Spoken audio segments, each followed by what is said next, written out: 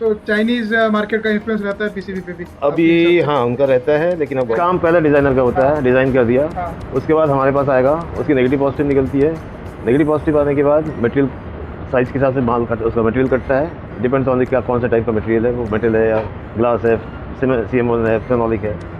उसके बाद फिर वो CNC होने के बाद फिर ये CNC हो चुका है, अब देख रहे हैं ड्रिलिंग ये हो चुका है, इस पर स्क्रीन प्रिंटिंग हुई है, इसके बाद ये। सो हेलो गाइस, सो आज हम आए हैं नोएडा। सो नोएडा बेसिकली जाना जाता है इंडस्ट्रियल सेक्टर के लिए, जैसे कि आपको पता है। एंड आज हम डिफरेंट एक दो इंडस्ट्री एक्सप्लोर करेंगे नोएडा के अंदर कि मैन्युफैक्चरिंग कैसे होता है डिफरेंट प्रोडक्ट्स का। तो अभी हम जा रहे हैं एक PCB फैक्ट्री में। उनके फाउंडर से मेरा बात हुआ है, तो उन्होंने बोला कि वो टूर दे देंगे अपनी फैक्ट्री का, ठीक है। तो अभी हम जा रहे हैं एक देश इलेक्ट्रॉनिक्स करके एक PCB फैक्ट्री नोएडा में, उनके फैक्ट्री टूर के लिए। So hope you will enjoy the video. Let's start the video. देखिए कितने छोटे छोटे सेटअप में फैक्ट्रीज बने हैं नोएडा में। तो अभी जा रहे हैं ये ऊपर, लेट्स सी। अंकल का कॉल आया था कि मैं आ गया हूँ, ना पाओ। Let's see.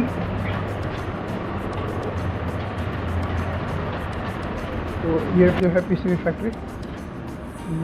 दादा से मिलते हैं, देखते दादा क्या कर रहे हैं। हेलो दादा, कैसे हो? बढ़िया बढ़िया, आप सुनाइए। बढ़िया। क्या कर रहे हो? हाँ हाँ, मिलिए दादा से। सो ये फाउंडर हैं देश इलेक्ट्रॉनिक्स एंड सर्किट के। सो दादा आपका नाम बताइए ना। रंजीत डे। सो आप कितने साल से हो इस इंडस्ट्री में?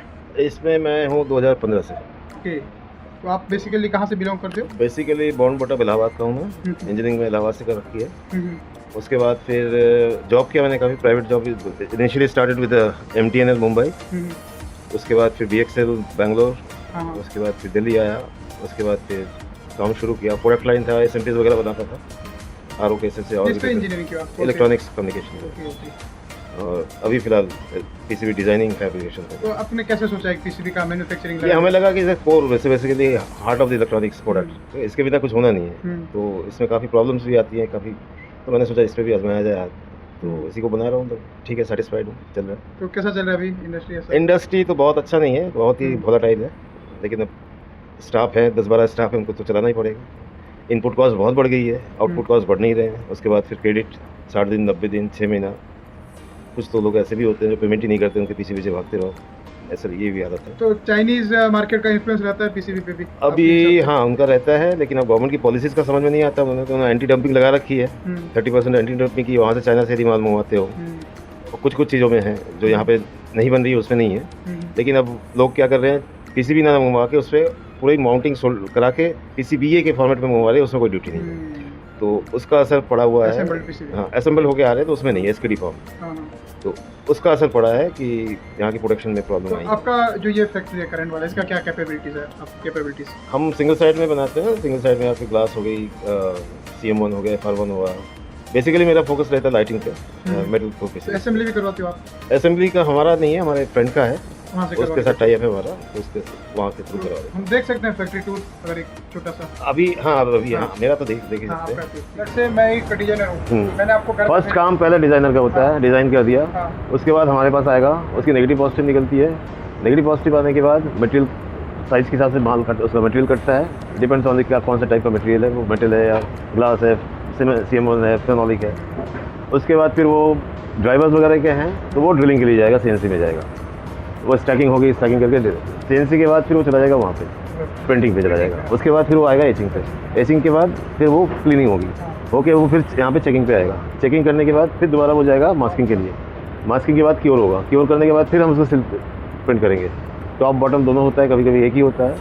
वो करने के बाद फिर वो उसके बाद फिर राउटिंग का रहता है, फिर CNC में वापस आता है, राउटिंग होगा। सॉरी, नहीं, वो टिन होता है। टिन का बहुत लोग लेते हैं, बहुत लोग नहीं लेते हैं। टिन, हाँ, टिन एकदम लास्ट प्रोसेस है, एकदम सब कुछ हो जाएगा, उसके बाद टिनिंग होती है, रॉयल टिनिंग होती है, HL होती है, तो डिपेंड्स ऑन द क्लाइंट कौन सा क्या। स्क्रीन, इनका नाम है अभिषेक।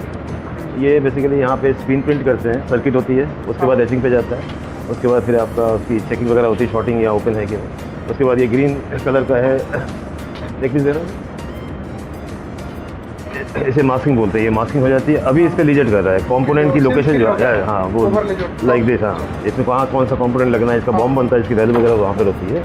तो ये अभी सिल्क स्क्रीन का प्रिंटिंग हाँ ऐसा हो रहा है। इसके बाद फिर क्योर होगा हाँ। ओवन में।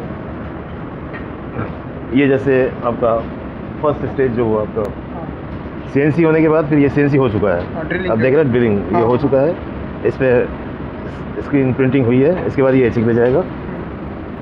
ये अभी स्क्रीन हुआ है। हाँ अब इसके बाद ये तैयारी हो रही है इसकी एचिंग की, ये रैक्स में लगाए जा रहे हैं, इसके बाद ये एचिंग प्रोसेस में जाएगा।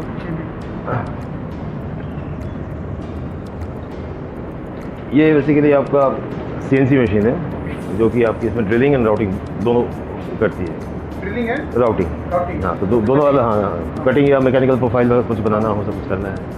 तो ये जैसे ये राउटिंग हो रखी है परफेक्ट राउंड। ओके हाँ समझ गया। जैसे अपना वो पैनल्स वगैरह बनता है, हाँ। उस पे जो राउटिंग वगैरह करना होता है। कोई मैकेनिकल कट यहाँ पे ऐसे करना है करना है, तो वो हम कैंप पे प्रोग्राम बना के इसमें चलाते हैं। और ये CNC करने के पहले इस तरह की पैकेटिंग होती है, इस तरह से पैकेट बनाते हैं, स्टैक करके पैकेट बनाते हैं। पैकेट बनाने के बाद इसके बाद प्रोग्राम चला के ये 4 पीस में जुड़ा हुआ है। 4 पीस में जोड़ के फिर पहले होल करेंगे, उसके बाद फिर प्रिंट होगा, उसके बाद फिर एचिंग के लिए जाएगा। तो स्क्रीन और फर्स्ट में ही होता है दोनों। पहले ये होगा हाँ नहीं मतलब मैं बोल रहा हूँ हाँ screen पहले का- हाँ स्क्रीन।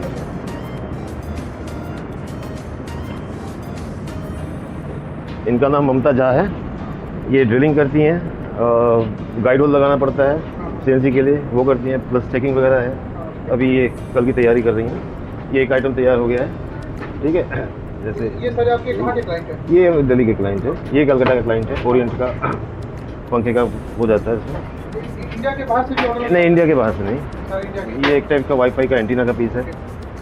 ये जैसे एचिंग होके मास्किंग होके आ गई है ये, अब ये चेकिंग हो गई है, अब कल इसकी ग्रीन मास्किंग होगी इसकी। वेरिफिकेशन कहाँ पे होता है? सब यही बैठ के चेक करते हैं सब, ये शीशे का लगा के रखते हैं। हाँ हाँ। ये एक आपका थोड़ा सा एक सारन का लाइट होता है, उसके लिए हाउसिंग होती है।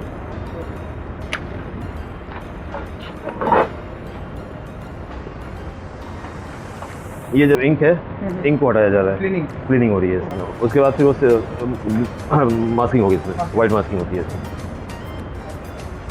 एंड इधर ये क्या? इधर आपकी शेयरिंग मशीन है, ये CNC मशीन के एक ही चिलर है, वो ठंडा, हाँ हाँ इसमें से ये पानी ना जाए उसके अंदर, तो ड्रायर है ये। ड्रायर जो आपका बाहर एक क्या बोलते हैं कंप्रेसर लगा है, उससे एयर आ रहा है, न्यूमेटिक कंट्रोल है ये। तो एयर में मॉइस्चर ना रहे उसके लिए ड्रायर है, ड्रायर में आके फिर ये एयर अंदर जा रहा है। और ये स्पेंडल बहुत हाई स्पीड स्पेंडल होती है, 60,000 RPM से चलता है वो, तो उसमें हीटिंग को बचाने के लिए यहाँ से कूलेंट बेचते हैं। 19 डिग्री 20 डिग्री पर हमने सेट कर रखा है, वो टेम्परेचर वो मेंटेन करता है वहाँ पे। और ये शेयरिंग मशीन है, PCB को कटिंग कर हाँ कटिंग करने के लिए। पहले फिल्म के PCB की साइज़ के हिसाब से उसकी कटिंग होती है। जैसे बड़ा एक प्लेट हाँ ले लिया कॉपर बड़े का, प्लेट आते हैं तो उसके बाद फिर उसकी कटिंग फिर होती अपने है, पैनल के हिसाब से आप किसी साइज़ के हिसाब से काट लिया। ऐसा नहीं है कि हमने 10 mm है तो कोई 12 mm पे 10 है तो सबका 10 ही होगा। उसकी शेयरिंग हो जाती है, शेयरिंग के बाद फिर वो CNC जाएगी, फिर प्रिंटिंग होगी, फिर एचिंग होगी, फिर मास्किंग। आपका ऑफिस अभी ये जो है आपका ब्रशिंग मशीन है, ये प्लेट्स जितनी भी होती है हाँ। इसके ऊपर मॉइस्चर हुआ ऑयल टाइप का रहता है, तो उसको ब्रश करके निकालते हैं। इसमें पानी चलता रहता है, इसमें ब्रश है, इसमें पानी है, उसमें कोल्ड एयर है, उसमें हॉट एयर है, एकदम सूख के पीस बाहर निकल जाएगा। तो जो सरफेस फिनिश है वो क्लाइंट के रिक्वायरमेंट के हाँ, हिसाब से रिक्वायरमेंट अगर होगा तो करेंगे। सरफेस क्लीनिंग में नहीं समझ रहा हूँ, टिनिंग की बात कर रहे हैं क्या? फिर सरफेस फिनिश करते हैं ना, क्लीनिंग और वो टिनिंग तो एकदम लास्ट में होता है, वो क्लाइंट पे डिपेंड करता है। रिक्वायरमेंट के हिसाब से अगर है चाहिए तो करेंगे, नहीं तो नहीं ऐसा। ये हाँ ये चीज़ होता है लास्ट, एकदम लास्ट प्रोसेस होता है। मतलब अगर क्लाइंट को चाहिए तो हाँ, अदरवाइज जनरली तो continue- जरूरत नहीं। अब वो नहीं करेंगे तो उसमें एक टाइप का लैकर होता है, वो लैकर फिनिश में देते हैं। होप आप लोग को ये वीडियो अच्छा लगा होगा। दादा ने बहुत अच्छे से एक्सप्लेन किया एंड आई होप कि आपको थोड़ा सा नॉलेज मिल गया होगा कि PCB कैसे मैन्युफैक्चर होता है। And stay tuned for more videos. And अगर आपका PCB का कुछ भी रिक्वायरमेंट है, सिंगल लेयर, डबल लेयर, तो मैं दादा का contact number and company details डाल दूंगा नीचे, आप दादा से कॉन्टैक्ट कर सकते हैं। थैंक यू दादा। Thank you. Thank you. Thank you.